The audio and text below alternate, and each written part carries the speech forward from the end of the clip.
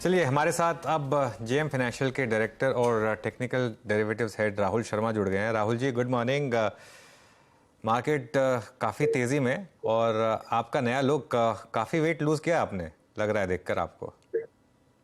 नमस्कार अनुज जी। काफी कुछ आपसे भी इंस्पायर हुआ हूँ और काफी बढ़िया लग रहा है नए अवतार में।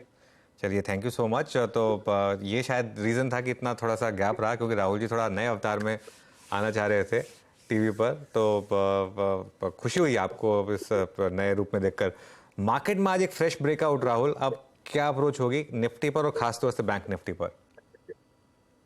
देखिए अनुज जी, मेरे हिसाब से पहली बार ये प्रॉपर एक करेक्शन हमें देखने को मिला है। टाइम करेक्शन भी हुआ है, साथ में हमने जब से 17,000 के आसपास एक रैली शुरू की थी, एक meaningful pull back finally Nifty में आया है। और साथ में इंपॉर्टेंट ये है कि हमने टाइम स्पेंड किया यहाँ पर।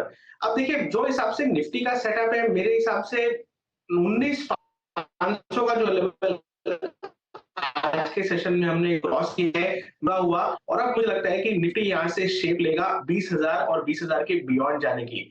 देखिए, अगर टारगेट्स की बात करें तो मुझे लगता है कि 20,800 तक के लेवल्स हमें नवंबर महीने तक, यानी कि दिवाली तक निफ्टी में देखने को मिल सकते हैं। स्ट्रक्चरल तेजी की जो हम इतने टाइम से बात कर रहे थे, वो यहाँ पर आ चुकी है। अब इसके दो रीजंस है। एक तो ब्रॉडर मार्केट ने कभी भी गिव अप नहीं किया पूरे करेक्शन में। हमने देखा कि मिड कैप, स्मॉल कैप काफी स्ट्रॉन्ग, काफी रोबस्ट खड़े रहे पूरे पीरियड में। दूसरा, हमने देखा कि जो एफआईज ने थोड़ा बहुत शॉर्ट आउटलुक रखा था अगस्त सीरीज में, खास करके उन्होंने इंक्रीमेंटल शॉर्ट्स नहीं किए जब निफ्टी ने पिछले वीक 19,250 का लो बनाया।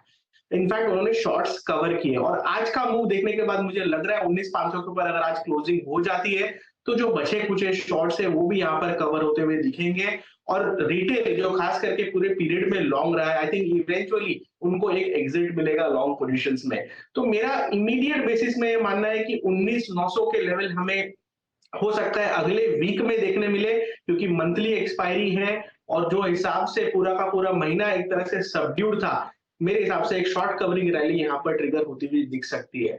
और स्ट्रक्चरली मुझे लगता है कि अगर आपने मिस किया है इस करेक्शन में, इस डिप में, तो यहाँ पर आज मौका है मेरे हिसाब से एंटर करने का। अगर आपका 3 महीना या 4 महीने का व्यू है तो मेरे हिसाब से 20,800 तक के लेवल्स आपको निफ्टी में बिल्कुल देखने को मिल सकते हैं। ओके, चलिए ठीक है।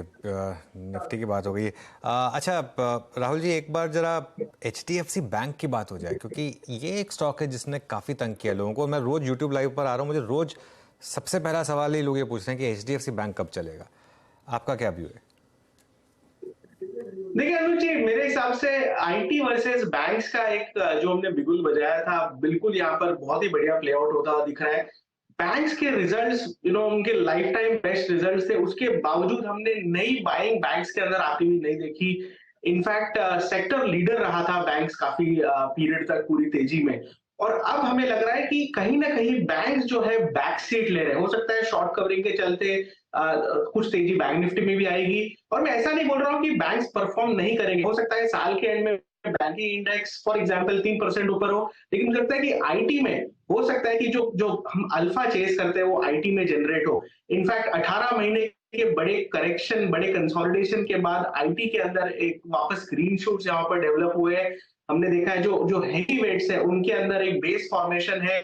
मिड कैप के अंदर ऑलरेडी ट्रैक्शन शुरू हो चुका है आईटी के अंदर। और जहां तक एचडीएफसी बैंक का सवाल है, आई थिंक इस स्टॉक को एक तरह से ओवर क्राउडेड हो गया इन लेवल्स के ऊपर। 1580 के आसपास रिस्क रिवॉर्ड जो है वो लॉन्ग्स के लिए फेवरेबल है, तो एक शॉर्ट टर्म बाउंस बैक मुझे लगता है कि 1640 1650 तक देखने को मिल सकता है। लेकिन परसेंटेज वाइज ये मूव इतना बड़ा नहीं रहेगा, तो जो बड़ा मूव है शायद यहाँ पर देखने को ना मिले। लेकिन मेरा ये मानना है कि अब आपको आईटी में आपका पोर्टफोलियो एलोकेशन जो एटलीस्ट 25-30% आईटी में बना के रखना चाहिए। बैंक से शिफ्ट कीजिए, बैंक्स शायद बैकसीट में ही रहेंगे। और यहाँ से जो नई लीडरशिप मुझे आती हुई लग रही है वो लग रही है आईटी से आनी चाहिए।